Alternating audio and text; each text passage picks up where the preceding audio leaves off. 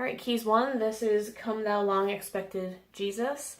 So you're going to be on a setting, well, on this keyboard it's called Dyno Choir. If I can find that on keys 1 keyboard, I'll save that. If not, it'll be Clicky Dyno that's on the favorites bar there. It's basically like a bell sound. I like this one because it has like a pad behind it a little bit. But anyway, basically you're going to be doing 2 main parts in the song that's like bells, and they're pretty audible, so those are like the 2 main parts. Now in between those and like the verses and the choruses, you can do one of 2 things. I would prepare the chords of the song just in case your team leader asks you to fill in, so please prepare those chords just in case you have to switch to just the piano setting and fill in a little lightly on chords. I don't think that we will need to do that because we'll have keys 2 doing chords on analog, and then we'll have an acoustic guitar and stuff like that. So, but prepare those just in case. If you're not doing that, there are little bell notes, just like random creative ones that they were doing in the song. If you want to figure those out, feel free to do that. You can do that, or you can just like make up your own ones, but the keys are weighted. So if you're going to make up little bell things here and there, make sure that it's not too much. That's just like little tiny hits every now and then like it is in the song. Don't just like go crazy, but also make sure that you're touching those very lightly if you're doing that. But on these 2 parts, they are like the prominent parts on this. So this is the first one. It's in the intros and it happens a few times, but it goes like this.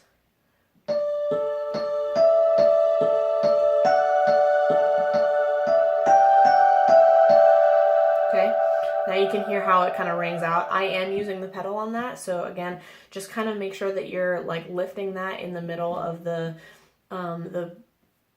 part there a couple of times so that it doesn't all ring together, but just kind of use your judgment on that. It kind of goes, so just again so that you can see it.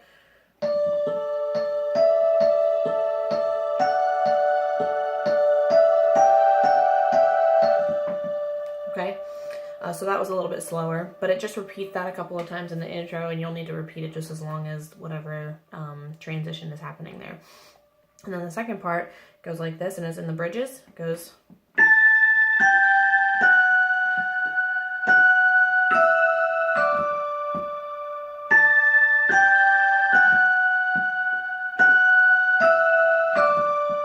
Okay, and I do want you to do octaves on that because that's not as quick as the other one.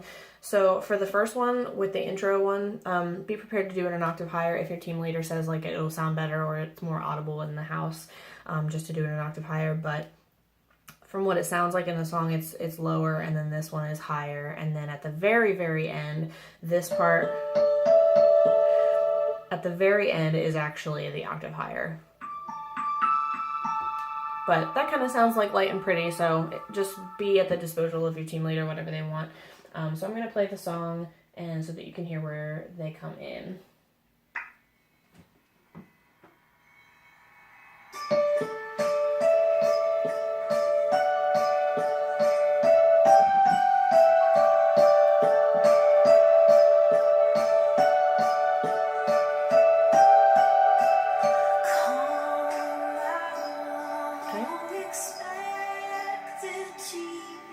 So just let that ring out a little bit there. So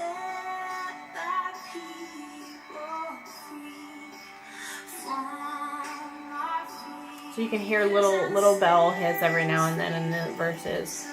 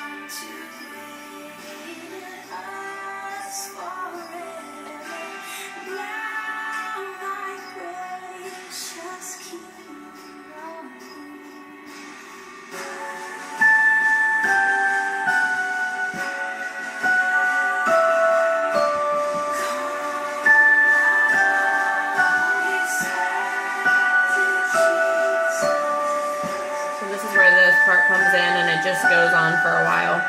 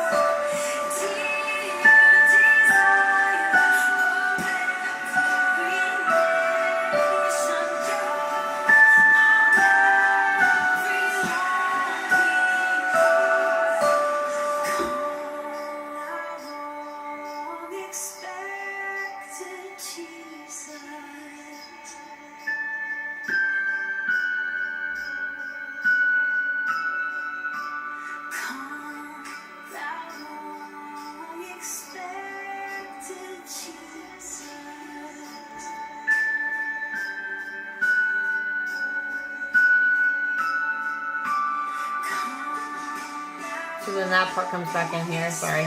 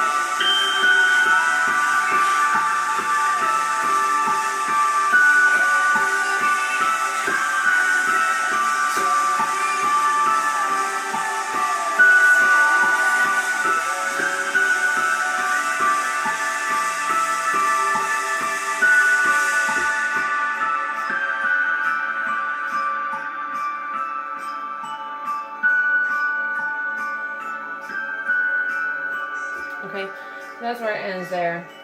So as you can hear, whenever it got really big, so I would do this part during the bridges, and then at the end it goes, "Come thou long expected Jesus," and then there's like a long pause. This part actually isn't in the song. I just added it because nothing happens there, and that's not a bad thing, but if you wanted to add it, it would just be like a cute little thing in there, just the octave high and just really light. And then you do that again. And then